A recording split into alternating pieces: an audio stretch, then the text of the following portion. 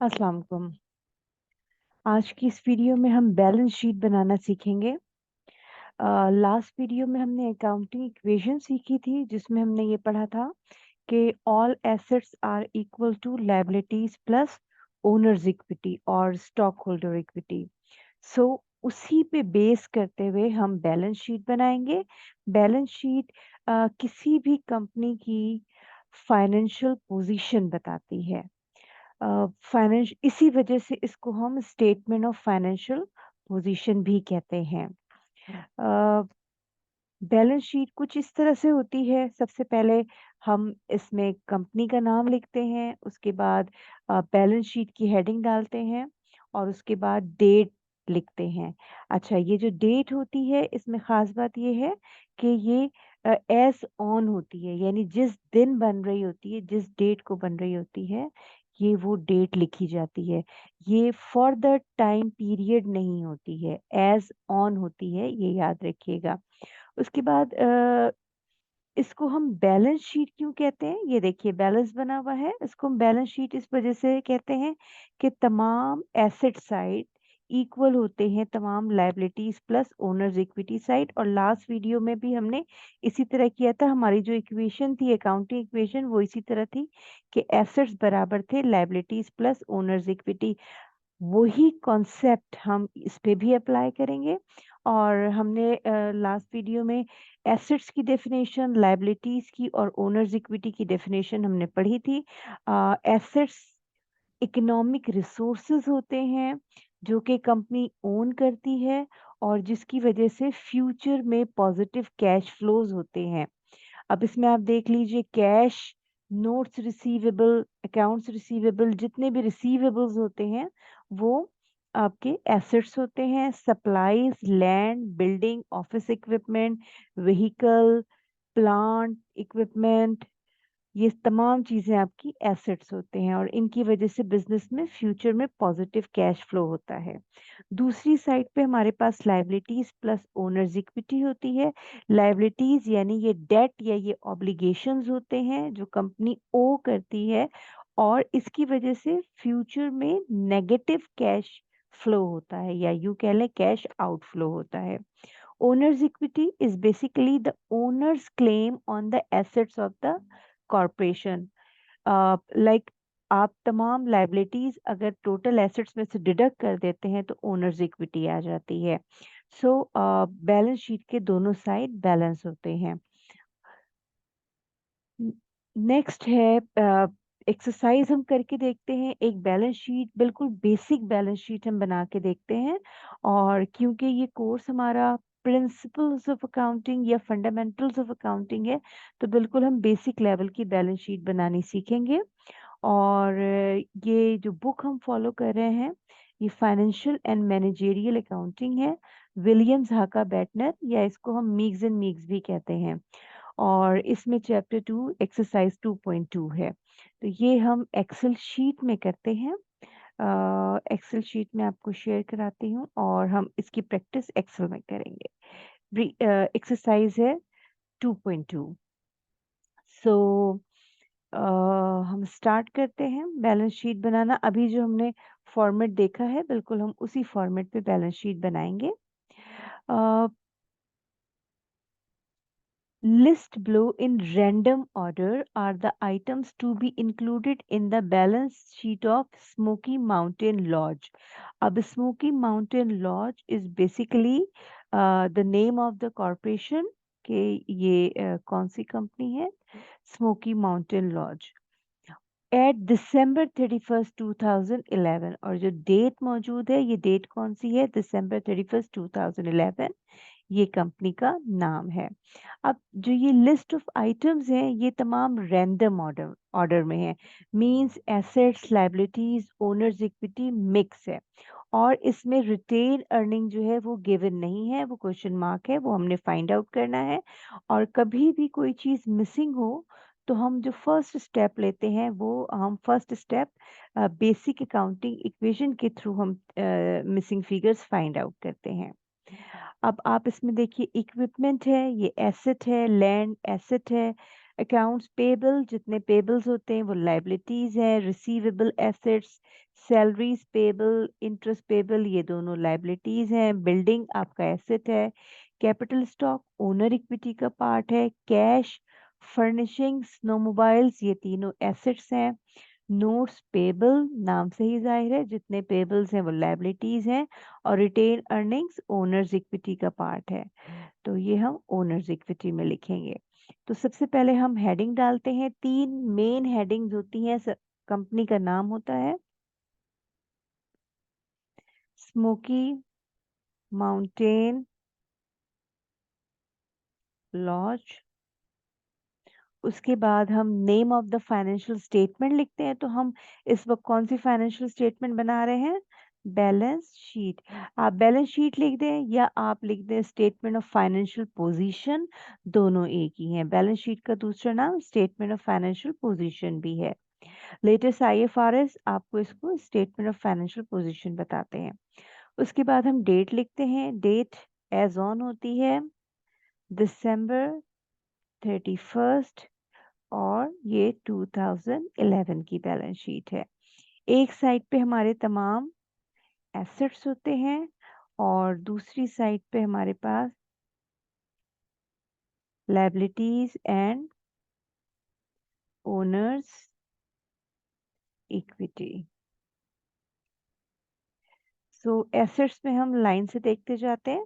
Liquidity के हिसाब से मैंने आपको बताया था, जो हाईली कन्वर्टेबल इनटू कैश होते हैं उनको हम सबसे पहले लिखते हैं, और जो कैश में ज़रा देर से कन्वर्ट होते हैं या इजीली कन्वर्टेबल नहीं होते हैं उनको हम बाद में लिखते हैं। तो हाईली कन्वर्टेबल एसेट्स में कैश तो इटसेल्फ ही कैश है। उसके बाद अकाउंट्स रिसीवेबल होता है, सप्लाईज होती हैं, नोट्स रिसीवेबल होता है, और उसके बाद हम तमाम फिक्स्ड एसेट यानी लैंड, इक्विपमेंट, बिल्डिंग वगैरह किसी भी सीक्वेंस से हम लिख देते हैं। तो सबसे पहले हमारे पास कैश मौजूद है तो हम कैश लिखते हैं, और कैश की अमाउंट आप देख लीजिए। कैश हमारे पास मौजूद है डॉलर, दिस वन 31,400। तो हम लिख लेंगे 31,400, ये हमने कैश की अमाउंट लिख दी। कैश के बाद हमारे पास ओके जो जो होता जाता है हम अब आप देख लीजिए। कैश हमारा एसेट्स है, equipment, land, receivable, building, furnishing, snowmobiles, ये तमाम हमारे एसेट्स हैं। हम इसको सीक्वेंस से लिखते जाते हैं। कैश के बाद हम लिखते हैं अकाउंट्स रिसीवेबल्स। अकाउंट्स रिसीवेबल की अमाउंट हमें कितनी दी हुई है? दिस वन 10,600, तो हम यहाँ पे लिख लेंगे 10,600। उसके बाद हमें जो एसेट में अमाउंट दी हुई है वो फिर हम किसी भी सीक्वेंस से लिख लेते हैं। इक्विपमेंट मौजूद है, इक्विपमेंट की अमाउंट है 39,200, ये हमने लिख लिया। उसके बाद लैंड हमारे पास मौजूद है तो हम लैंड लिख लेते हैं। लैंड है 4,25,000, और लैंड के बाद हमारे पास बिल्डिंग है तो हम बिल्डिंग बिल्डिंग की अमाउंट मौजूद है 4,50,000, वो हमने लिख ली। उसके बाद फर्निशिंग है, फर्निशिंग फर्निशिंग फिक्सचर्स, फर्नीचर्स, ये सारी एक ही चीजें होती हैं। इसकी अमाउंट हमने लिख दी 58,700। देन वी हैव स्नोमोबाइल, और स्नोमोबाइल्स की हमारे पास अमाउंट है 15,400, तो ये हमने लिख दी। ये हमारे पास टोटल एसेट्स हैं।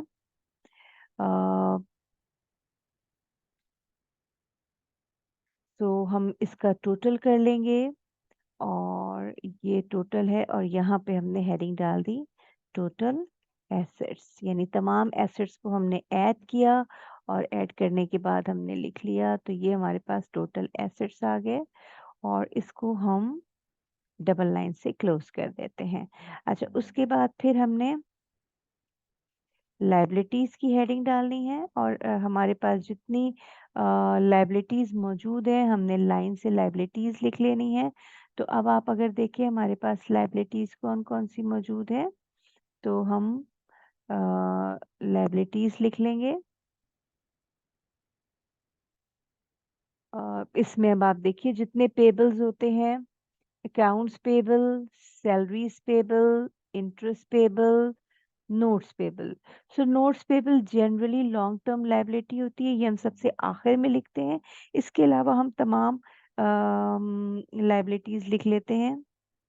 अकाउंट्स पेबल्स, तो इसकी हम सब कॉलम में टोटल करेंगे, यानी इनर कॉलम में हम टोटल कर लेंगे। ये है 54,800। अकाउंट्स पेबल के बाद हमारे पास है सैलरीज पेबल। सैलरीज पेबल की अमाउंट हमारे पास है 33,500। उसके बाद हमारे पास है इंटरेस्ट पेबल, और इंटरेस्ट पेबल की हमारे पास अमाउंट है 12,000। ये देखिए हम यहाँ से बैलेंस शीट से देखते हुए ये जो डेटा दिया हुआ है बैलेंस शीट बनाने के लिए रैंडम ऑर्डर में है, हम यहाँ से लिखते जा रहे हैं। और लास्ट लाइबिलिटी जो हमारे पास रह गई है वो है नोट्स पेबल, तो हम यहाँ पे नोट्स पेबल लिख लेते हैं। और नोट्स पेबल की जो हमारे पास अमाउंट है वो है 6,20,000 की। तमाम लाइबिलिटीज को हम टोटल करेंगे और इनका जो टोटल आ रहा है 7,20,300। ये हमने आउटर कॉलम में लिख लिया और इसको हम हेडिंग देंगे टोटल लाइबिलिटीज।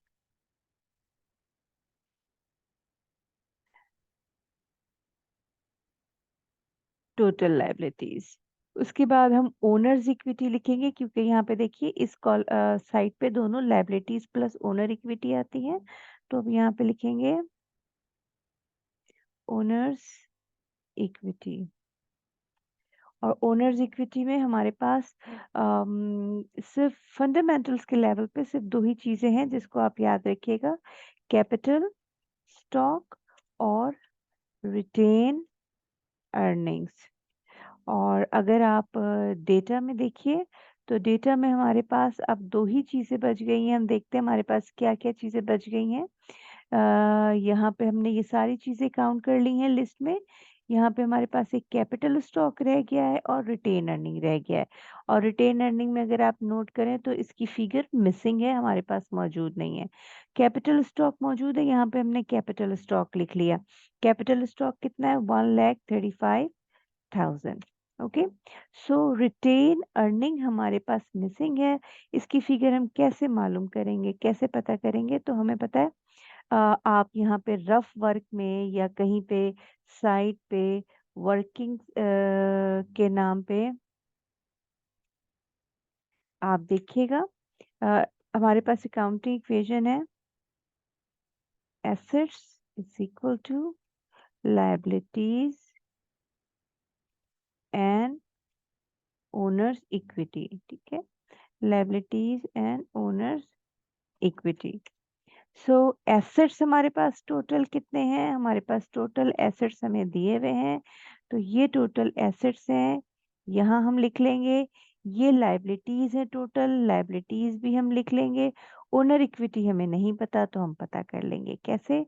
टोटल एसेट्स हैं 1,03,300 और दूसरी तरफ हमारे पास लाइबिलिटी भी मौजूद है। तो दूसरी तरफ हमारे पास जो लाइबिलिटी मौजूद है वो कितनी है? ये गिवन है 7,20,300 और इसमें हम प्लस करते हैं ओनर्स इक्विटी जो हमारे पास नहीं है। ओनर्स इक्विटी हम इधर ही लिखी रहने देते हैं और जो 7,20,300 है लाइबिलिटीज वो साइन ऑफ इक्वालिटी की दूसरी तरफ ले जाते हैं। तो आपको पता है कि जब हम दूसरी तरफ ले जाएंगे तो प्लस वाली अमाउंट माइनस हो जाती है, माइनस वाली अमाउंट प्लस हो जाती है, तो ये दूसरी तरफ जाके माइनस हो जाएगी। यानी ये हो जाएगा 7,20,300 और दूसरी तरफ हमारे पास क्या आ जाएगी, ओनर्स इक्विटी आ जाएगी। तो ओनर्स इक्विटी को अगर हम सॉल्व करें तो यहाँ पे हमारे पास आंसर आएगा,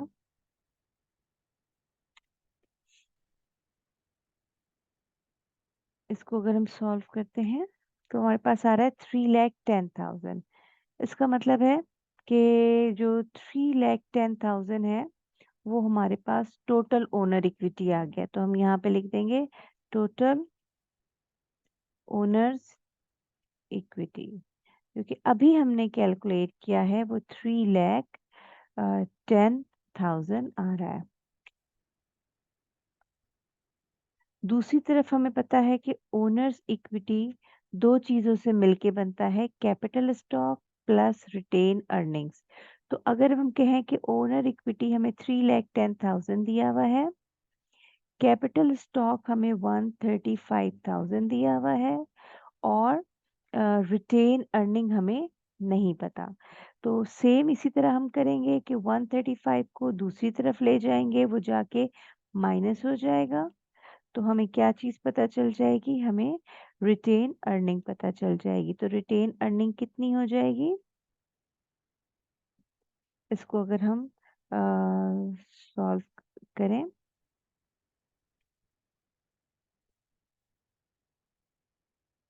तो हमारे पास जो आंसर आएगा वो आएगा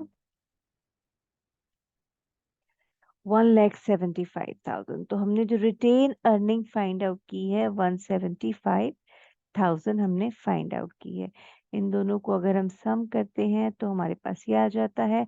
और अगर हम इन दोनों को सम करेंगे यानी लाइबिलिटीज प्लस ओनर्स इक्विटी, तो आप देख लीजिए हमारे दोनों साइड क्या आ रहे हैं, हमारे दोनों साइड इक्वल आ रहे हैं। और इसी वजह से हम इसको बैलेंस शीट कहते हैं, क्योंकि हमारे दोनों साइड क्या आते हैं, इक्वल आते हैं। तो ये फॉर्मेट था बैलेंस शीट का। ये देखिए, so this was the balance sheet.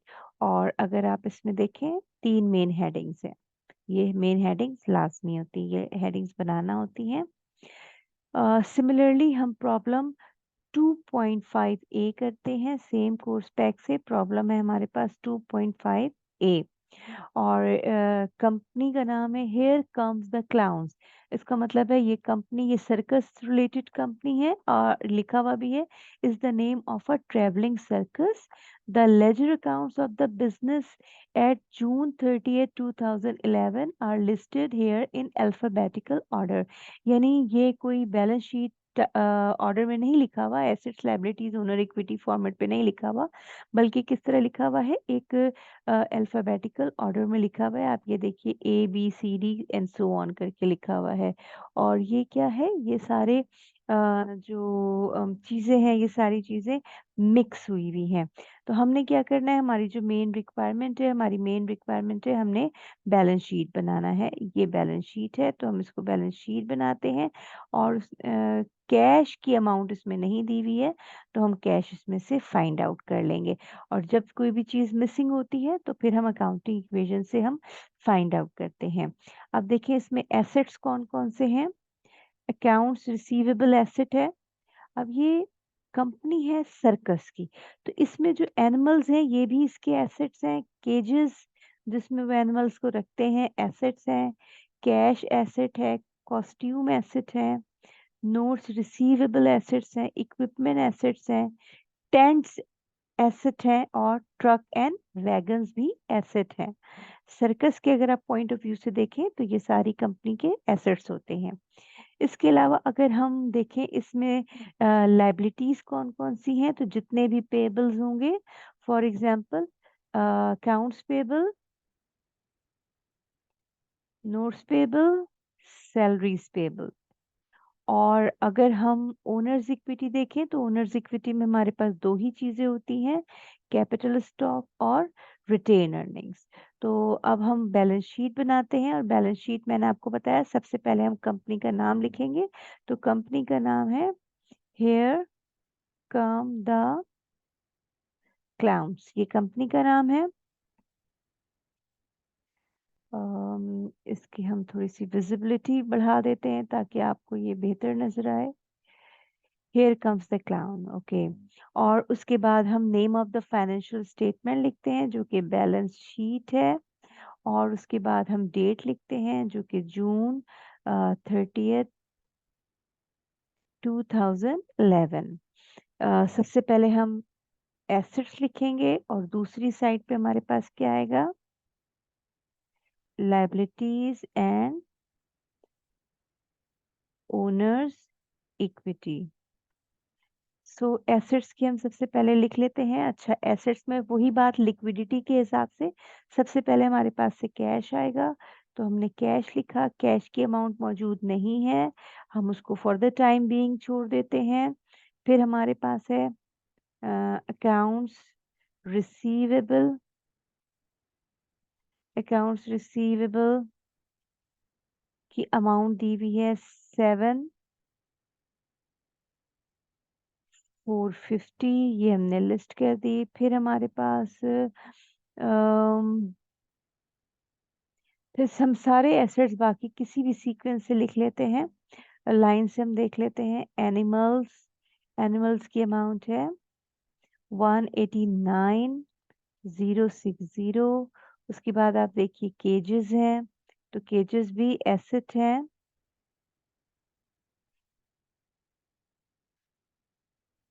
जो कि सर्कस कंपनी के हिसाब से डेफिनेटली एसेट है। उसके बाद कॉस्ट्यूम्स हैं, ये भी हमारे पास एसेट्स हैं 31,500। नोट्स रिसीवेबल्स हैं,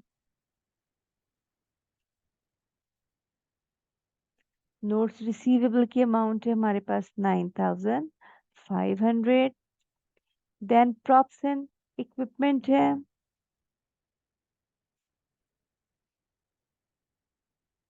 प्रॉप्स एंड इक्विपमेंट हमारे पास है 89,580, ये हमने लिख लिया। और फिर हमारे पास टेंट्स, ये भी एसेट हैं, टेंट्स एसेट हैं, और ये कितने हैं, ये है 63,000। और उसके बाद हमारे पास है ट्रक्स एंड वैगन्स हैं, वो हैं 105,840, ये भी एसेट्स हैं। तो तमाम एसेट्स हैं हमारे पास, लेकिन अभी हमारे पास कैश मौजूद नहीं है, तो अभी हम इसका टोटल भी नहीं कर सकते। लेकिन दूसरी साइड पे हमारे पास लायबिलिटीज मौजूद है, तो हम लायबिलिटीज की लिस्ट लिख देते हैं। अकाउंट्स पेबल, अकाउंट्स पेबल हमारे पास है 26,100। और जितने भी पेबल्स अगर आप चेक करें तो सैलरीज पेबल और नोट्स पेबल हैं, तो हम यहाँ पे लिख लेते हैं सैलरीज पेबल। सैलरीज पेबल हमारे पास कितनी मौजूद है, 9750। और उसके बाद हमारे पास नोट्स पेबल हैं,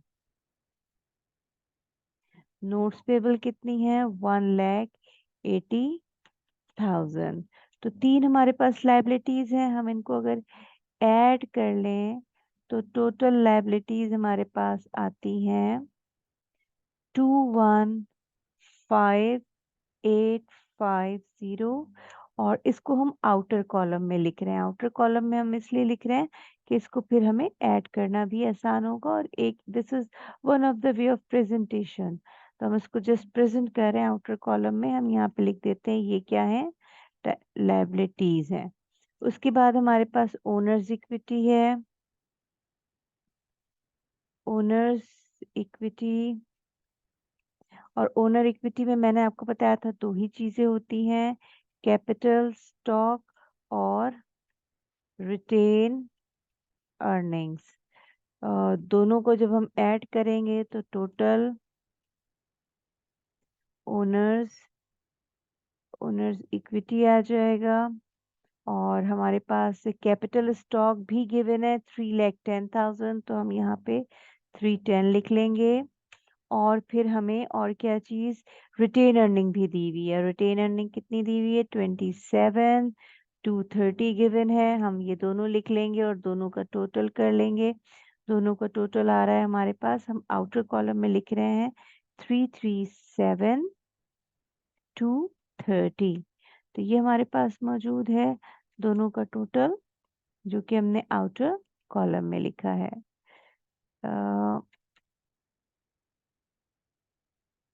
दिस वे। अब अगर हम इसका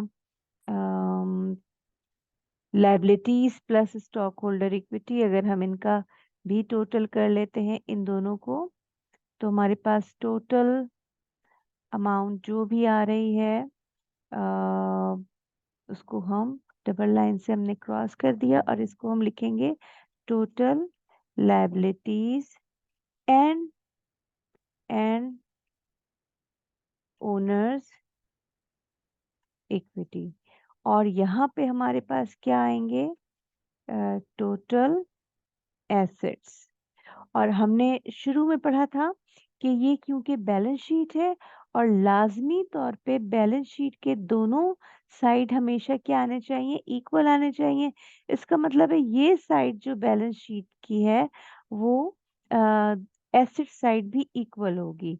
तो एसेट साइड हमारी कितनी होगी, 553080 ही होगी। अब अगर हम देखें तो हमारे पास ये लिस्ट ऑफ आइटम्स हैं, ये तमाम एसेट्स हैं। तो अगर मैं तमाम एसेट्स में से टोटल एसेट्स माइनस कर दूं तो मेरे पास कैश की अमाउंट आ जाएगी। यानी ये जो टोटल एसेट्स हमारे पास आ रहे हैं 5,53,080, इसमें से ये गिवन एसेट्स जितने भी हैं इनका सम करके इसमें से माइनस कर दें तो हमारे पास ये कैश की अमाउंट आ जाएगी। तो अगर हम इन सब का सम करते हैं, एक रफ में भी अगर हम सम करके देखें तो वो 520 आ रही है। तो अगर मैं ये कहूँ कि जो टोटल एसेट है दिस अमाउंट, यानी कि 5,53,080, इसमें से अगर मैं बकाया तमाम रिमेनिंग तमाम एसेट्स जो कि गिवन है 520 560 माइनस कर दूं तो एसेट की अमाउंट आ जाएगी। और वो एसेट की अमाउंट आ रही है दिस वन, यानी इसको हम कहेंगे ये अमाउंट आ रही है 32,520। और इसको अगर मैं इस तरह से हाईलाइट कर दूं तो ये देखिए, ये मैंने मिसिंग फिगर फाइंड आउट की है। सो कैसे की है कि ये जो तमाम एसेट गिवन है, ये वाले तमाम एसेट्स जो गिवन हैं, इनको मैंने इस टोटल एसेट में से माइनस कर दिया है। यानी कि ये जो टोटल एसेट की अमाउंट गिवन है इसमें से ये माइनस किए तो कैश की अमाउंट आ गई। और दैट्स इट। सो ये बैलेंस शीट थी। नेक्स्ट एक और हम प्रैक्टिस के लिए प्रॉब्लम हम जल्दी से फिनिश करेंगे, और वो प्रॉब्लम है 2.6 a problem.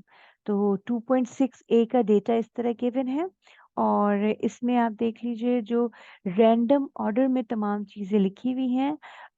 The following list of balance sheet, the following list of balance sheet,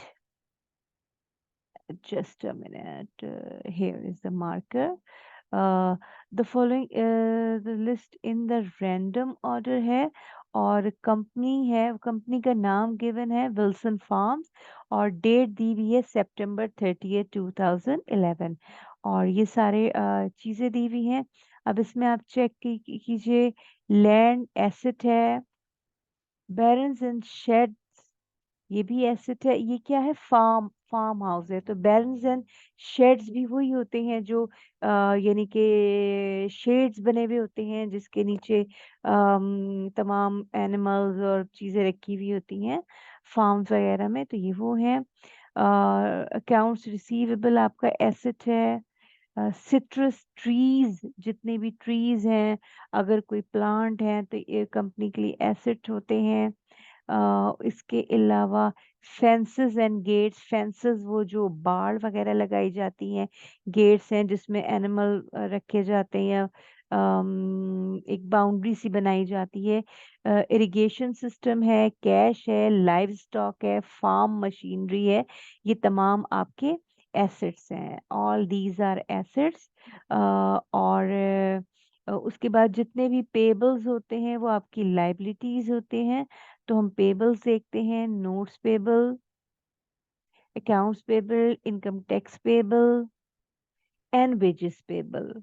और कैपिटल कैपिटल स्टॉक और रिटेन अर्निंग, ये दो ही चीजें हैं जो कि हमारी आती हैं किसके अंदर, हमारी दो चीजें आती हैं ओनर्स इक्विटी के अंदर। तो कंपनी का नाम लिखते हैं, वो लाजमी है कंपनी का नाम लिखना। विल्सन फार्म्स कंपनी का नाम हमने लिख दिया, इसको भी हम थोड़ा सा और कर देते हैं साइज इसका ताकि क्लियर नजर आए। विल्सन फार्म्स हो गया। उसके बाद बैलेंस शीट लिखते हैं, बैलेंस शीट लिखते हैं या स्टेटमेंट ऑफ फाइनेंशियल पोजीशन लिखते हैं, सितंबर 30th और 2011, ये हमने डेट लिख दी। एक साइड पे हम तमाम एसेट्स लिखते हैं, दूसरी साइड पे liabilities and ownership, stock holder ownership लिखते हैं।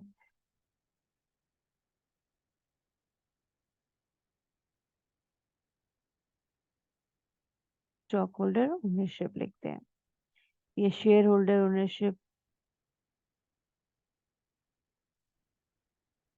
ओके, तो अब हम लायबिलिटीज देखते हैं हमारे पास कौन कौन सी एसेट्स हैं।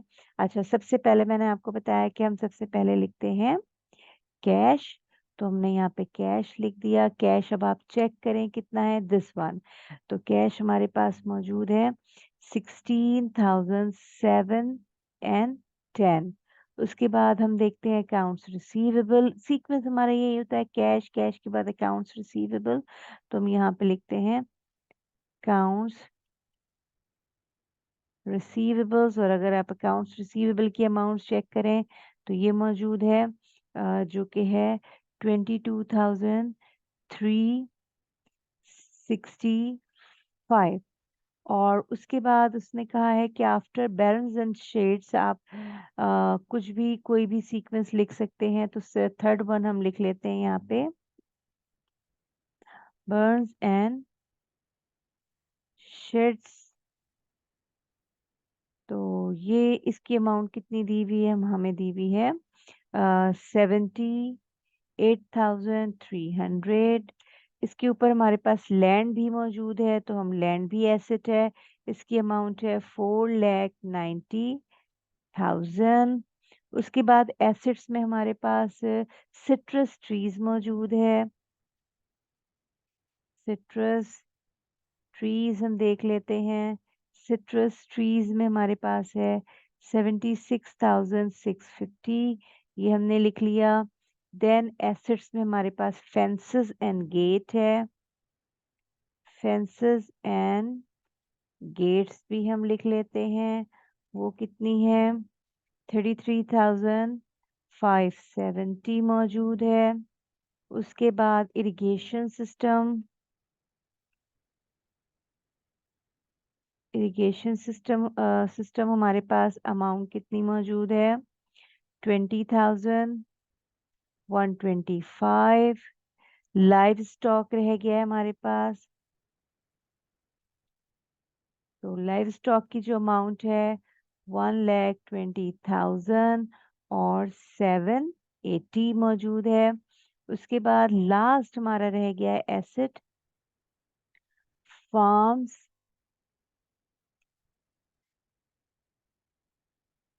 Farms farms machinery, farm machinery की अमाउंट कितनी है 42,970। तो ये तमाम हमारे एसेट्स मौजूद हैं। और इन सब को मैं टोटल कर लेती हूँ, तो टोटल हमारे पास अमाउंट आ रही है यहाँ पे हम लिख लेते हैं टोटल एसेट्स। अच्छा, दूसरे साइड पे हम देखते हैं हमारे पास, अच्छा इसको हमने डबल लाइन से क्लोज भी कर देना है। तो यहाँ पे अब हम नेक्स्ट साइड पे लिखते हैं लाइबिलिटीज। लाइबिलिटीज में हमारे पास जितने भी पेबल्स हैं, नोट्स पेबल से हम अकाउंट्स पेबल से हम स्टार्ट करते हैं।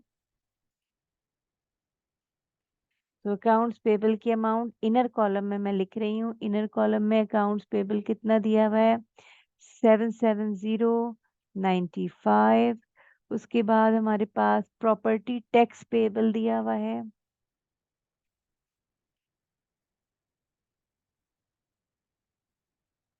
प्रॉपर्टी टैक्स पेबल की अमाउंट कितनी दी हुई है 9135। और हमारे पास वेजेस पेबल्स हैं, तो हम यहाँ पे लिख लेते हैं वेजेस पेबल्स। वेजेस पेबल्स की अमाउंट कितनी दी हुई है 5820। ये देखिए हम बैलेंस शीट से देख के लिखते जा रहे हैं। और लास्ट हमारे पास रह गया है नोट्स पेबल्स। तो नोट्स पेबल की अमाउंट कितनी है 3,30,000। अगर आप सबको ऐड करेंगे तो हमारे पास आ जाएगा टोटल लाइबिलिटीज। और इसको फिर हम ऐड कर लेते हैं। टोटल लाइबिलिटीज हमारे पास कितनी आ रही हैं, और हमने इसको आउटर कॉलम में लिखना है 4,22,050। तो ये हमारे पास लाइबिलिटीज आ रही हैं। और फिर हम यहाँ पे total owners equity find out करेंगे। तो हम यहाँ पे total liabilities and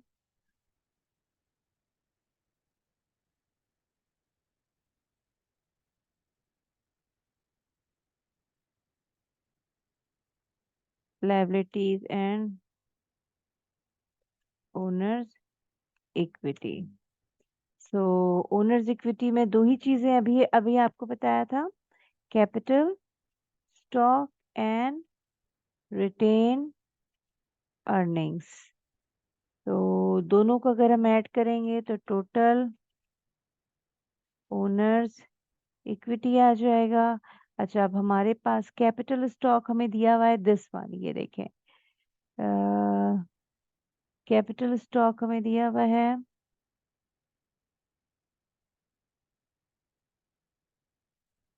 capital stock हमारे पास है 290।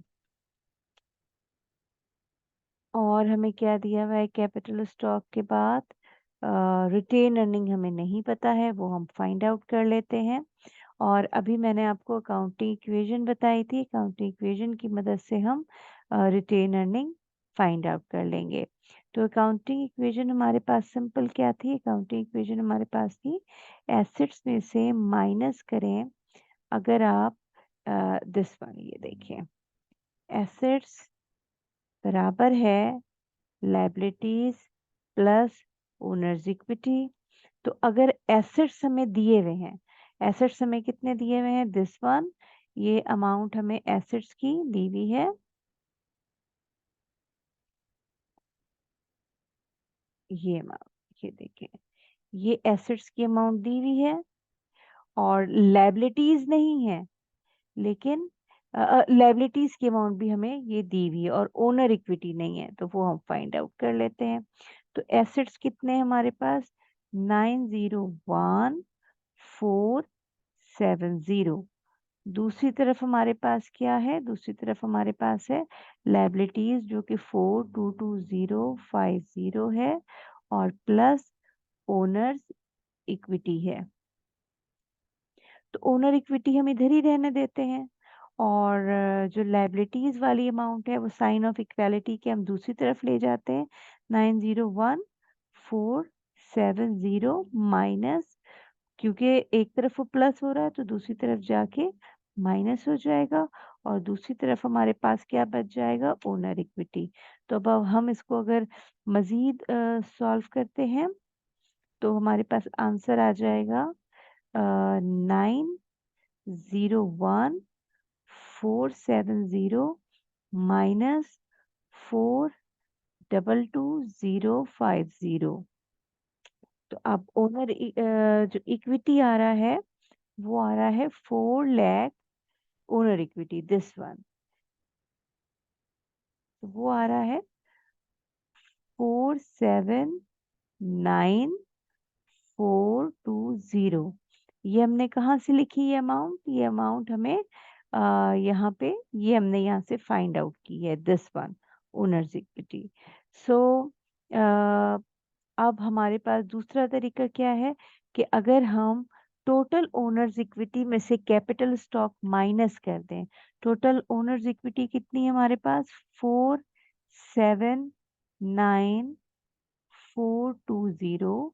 इसमें से अगर हम कैपिटल स्टॉक माइनस कर दें तो ये देखिए हमारे पास रिटेन अर्निंग की अमाउंट आ गई। सो इन दोनों को फिर हम फाइनली क्या करेंगे कि हम ऐड कर लेंगे लायबिलिटीज प्लस ओनर्स इक्विटी को, तो हमारे पास टोटल एसेट्स आ जाएंगे। टोटल एसेट्स के बराबर ये अमाउंट आ जाएगी।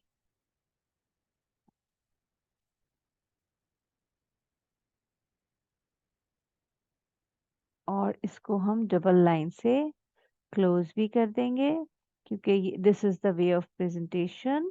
और यहाँ पे अब हम डॉलर का साइन लगा देंगे। तो अगर आप बैलेंस शीट गौर से देखिए तो बैलेंस शीट में हमने क्या किया, finally name of the company, balance sheet लिखा और फिर हमने डेट डाल दी है। एक साइड पे लायबिलिटीज और दूसरी साइड पे स्टॉक होल्डर इक्विटी है। आपने यहाँ पे डॉलर का साइन आप शुरू में ही लगा लिए कि इससे पता चल जाएगा ये जो अमाउंट है ये सारी इन डॉलर हैं। और दोनों साइड आप देख लीजिए ये इक्वल है, दैट्स इट। ये बैलेंस शीट हमारी थी। नेक्स्ट वीडियो में हम करेंगे प्रॉब्लम नंबर 2.7 और 2.8 ए।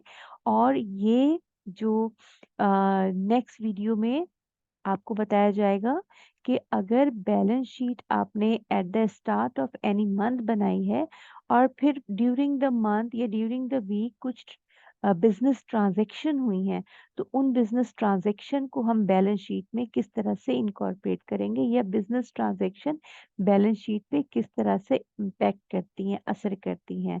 So that's it from this video. Next video में फिर हम प्रॉब्लम 2.7 ए और 2.8 ए करेंगे। दैट्स इट, टेक केयर, अल्लाह हाफिज।